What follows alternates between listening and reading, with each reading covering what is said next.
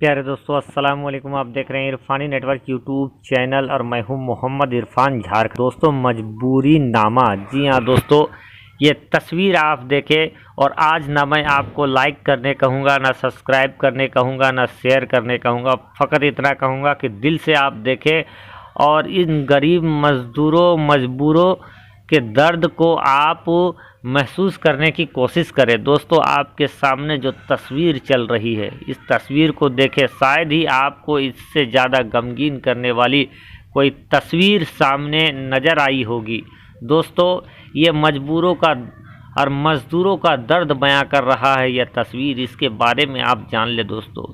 ये तस्वीर जो सामने देख रहे हैं, एक मज़दूर आदमी, गरीब आदमी अपनी गर्भवती पत्नी को और उसके हाथ में एक नवजात शिशु है, बच्चा है, उसको खींचता हुआ आ रहा है। आप इसके बारे में जानेंगे तो कलेजा मुंह में आ जाएगा, कलेजा चीर कर हाथ में रखने को मन करेगा आपका। दोस्तों, मैं बता दूं, ये जो तस्वीर है, एक मजदूर बहुत दूर से सफ़र करके अपने घर के जानिब आ रहा था।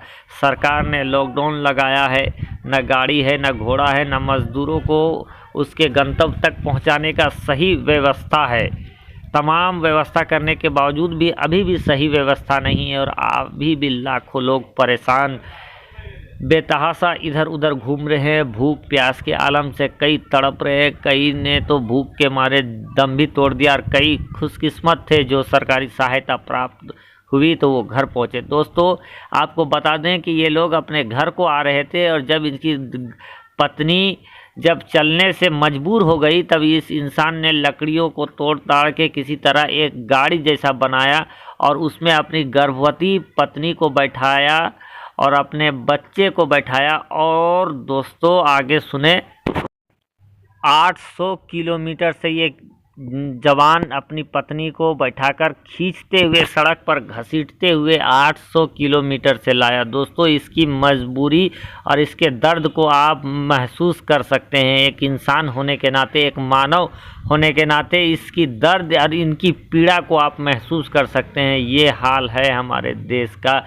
ये हाल है दुनिया का, ये हाल है गरीबों का। दोस्तों, इतनी दर्द को देखने के बाद कैसे जी चाहेगा कि हम मुस्कुराए, कैसे जी चाहेगा कि हम अपने गले से पानी का कतरा भी नीचे उतारे। इनके दर्द को देखिए, बगैर जाति धर्म के छुआछूत और भेदभाव के आप इनके दर्द को महसूस करें। दोस्तों, कि अपनी गर्भवती पत्नी को 800 किलोमीटर से घसीटता हुआ एक आदमी चला जा रहा है।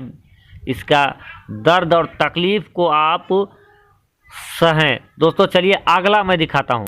हम मजदूरों को गांव हमारे भेज दो सरकार, सूना पड़ा घर द्वार। हम मजदूरों को गांव हमारे भेज दो सरकार, सूना पड़ा घर द्वार।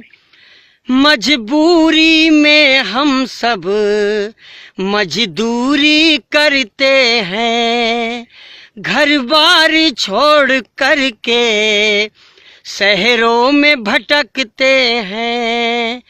हो मजबूरी में हम सब मजदूरी करते हैं, घर बार छोड़ करके शहरों में भटकते हैं। जो लेकर हमको आए वो ही छोड़ गए मझधार, कुछ तो करो सरकार। हम मजदूरों को गांव हमारे भेज दो सरकार, सूना पड़ा घर द्वार।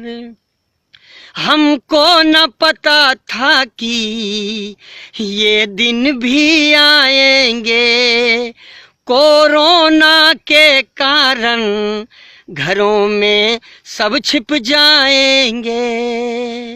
हमको न पता था कि ये दिन भी आएंगे, कोरोना के कारण घरों में सब छिप जाएंगे। हम तो बस पापी पेट के कारण झेल रहे हैं मार। कुछ तो करो सरकार, हो सूना पड़ा घर द्वार। हम मजदूरों को गांव हमारे भेज दो सरकार। सूना पड़ा घर द्वार हमारा, सूना पड़ा घर द्वार। प्यारे दोस्तों, अगला दर्द भरा तस्वीर आपके सामने, इस मजबूरनामा वीडियो का अगला तस्वीर आपके कलेजे को चीरता हुआ एक बार फिर से आपके सामने आ गया है। देखिए दोस्तों, और फिर मजबूर मजदूरों की दर्द को आप महसूस करने की कोशिश करें। जहां देखें एक इंसान अपने मजबूरी को किस तरह से अपने कंधे पे उठाकर ला रहा है। मोहब्बत भी देखिए, इसका हस्बैंड वाइफ का मोहब्बत भी यहाँ देख सकते हैं कि अपनी पत्नी के साथ जब ये प्रवासी मजदूर अपने गंतव्य से चला, कुछ नहीं हो सका, पैदल ही चल दिया।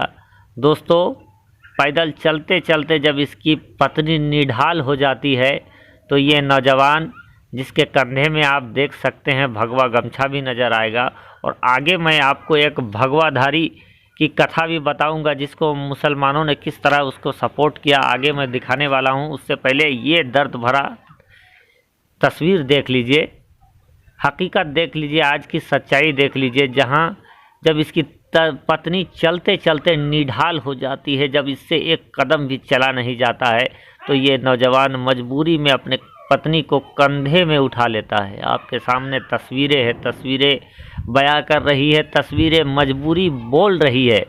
और कोसना चाहूँगा उस मुल्क को जिसकी वजह से ये बीमारी पूरे दुनिया में फैला, और ये मजबूरी, ये मज़दूरों के ऊपर ये मजबूरी का पहाड़ टूटा है।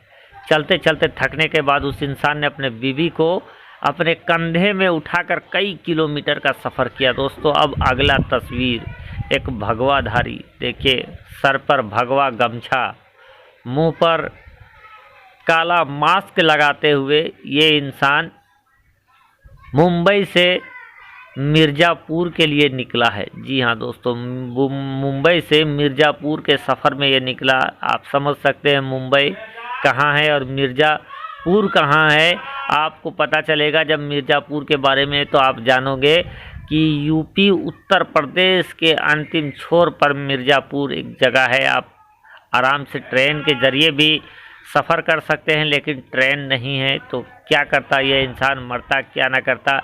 ये इंसान मुंबई से पैदल मार्च मिर्ज़ापुर के चलते ये इंसान निकल जाता है, और चलते चलते कई दिनों के भूख प्यास के शिद्दत से एक जगह जब देखता है कि कुछ मुसलमान लोग, टोपी धारी दाढ़ी वाले लोग कुछ बांट रहे हैं, वहाँ पहुँचता है।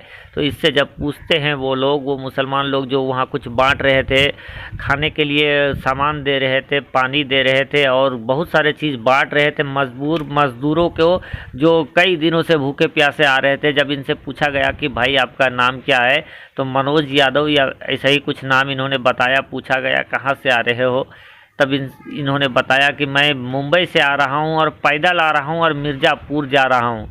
तब उन लोगों ने बड़ी ही मोहब्बत से इनको पानी और जो भी मुयस्सर हो सका उन लोगों से इनको दिया। दोस्तों, ये दर्द, ये हकीकत आज देश की बन गई है। आज हम और दुनिया चाहे अपने आप को कोई पावर दिखाए, कई ताकत दिखाए, लेकिन आज सबके स्थिति एक जैसी हो गई है। मज़दूर कितने मजबूर हो गए हैं दोस्तों, जिनके बूते अर्थव्यवस्था चलता है, जिनके बूते कारखाने चलते हैं, जिनके बूते बड़ी बड़ी फैक्ट्रियाँ चलती हैं, उनके घर का और उनका खुद का हाल क्या हो गया है आप समझे। और इन मज़दूरों के लिए सोचें। और मैं तो सरकार से सिर्फ यही कहूँगा, हाथ जोड़कर विनती करूँगा कि साहब इन मजबूर मज़दूरों को ठगना मत। जो कह रहे हैं इन तक, चाहे जैसे भी हो, देर सवेर इन तक वो चीज़ ज़रूर पहुंचाए। यही विनती है दोस्तों। और दर्द है, अगर आपको कहीं नज़र आ जाते हैं इस तरह से दर्द भरे लोग, तो उनकी ज़्यादा से ज़्यादा मदद करें, चाहे हिंदू हो या मुसलमान। शुक्रिया।